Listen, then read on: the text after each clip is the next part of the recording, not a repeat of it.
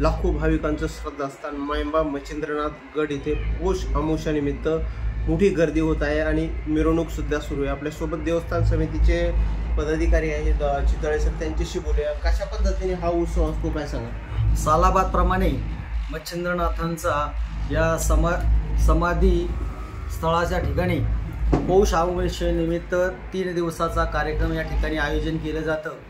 तर पहिल्या दिवशी गावामध्ये कोठी मिरवणूक केली जाते।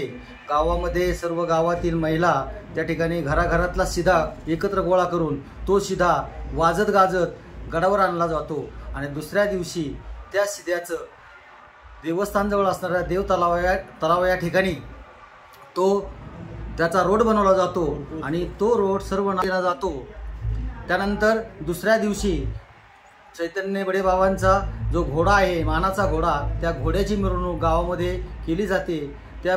आणि दुसऱ्या दिवशी जंगी हंगामा या ठिकाणी भरवला जातो आणि त्यानंतर धर्मनाथ विजेने या यात्राची सांगता होते। मच्छिंद्रनाथ देवस्थान विश्वस्त मंडळ आणि या विश्वस्त मंडळाचे मार्गदर्शक माननीय सुरेश अण्णा धस यांच्या मार्गदर्शनाखाली आलेल्या सर्व नाथ भक्तांना पिण्याच्या पाण्याची व्यवस्था, पार्किंगची व्यवस्था, अन्नदानाची व्यवस्था या ठिकाणी केली जाते। सध्या कुठल्या तीर्थक्षेत्रांतर्गत ह्या देवस्थानाचा समावेश आहे आणि सध्या लाखो भाविकांनी दर्शन घेतलंय, परंतु आज कशा पद्धतीने दर्शन सोहळ्याची तयारी करण्यात आली? किती लोकांनी दर्शन आतापर्यंत भाविकांनी घेतलं असं काय सांगा?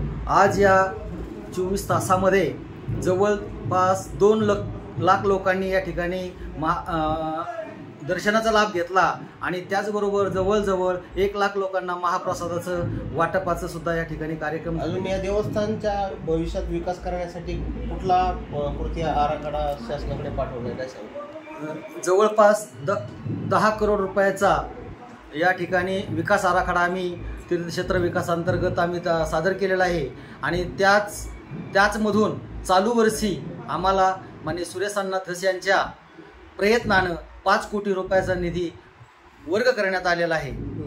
इथे निवासस्थानाची पण भाविकांना मोठी सोय करण्यात आली, त्यासाठी किती रुपयाचा निधी मंजूर झाला? निवासासाठी 3.5 करोड रुपयाचं भक्त निवास आणि सगळ्यात महत्त्वाची सुविधा म्हणजे आलेल्या भाविकांचं लघुशंकेचा प्रश्न असेल त्यासाठी आम्ही 1.5 करोड रुपयाची एक भव्य दिव्य अशा प्रकारची वास्तू या ठिकाणी त्या निधीतून आम्ही तयार करतो। एकूणच हा 16 वर्षामध्ये किती दर्शन सोहळे असतात?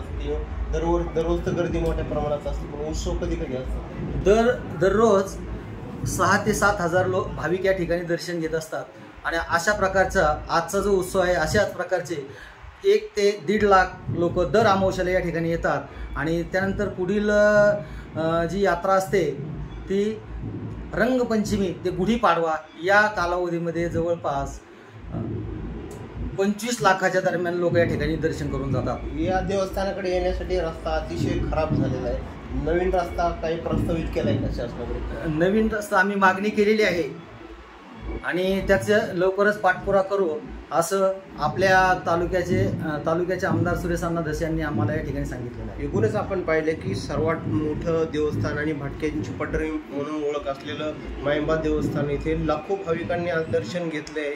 सकाळपासूनच इथे भाविक भक्तांची मोठी गर्दी होत असल्याचं देवस्थान समितीच्या पदाधिकाऱ्यांनी सांगितलं। कॅमेरामॅन शरद गर्जेसह मी अविशांत कुमकर, आज मराठी न्यूज, आष्टी, जिल्हा बीड।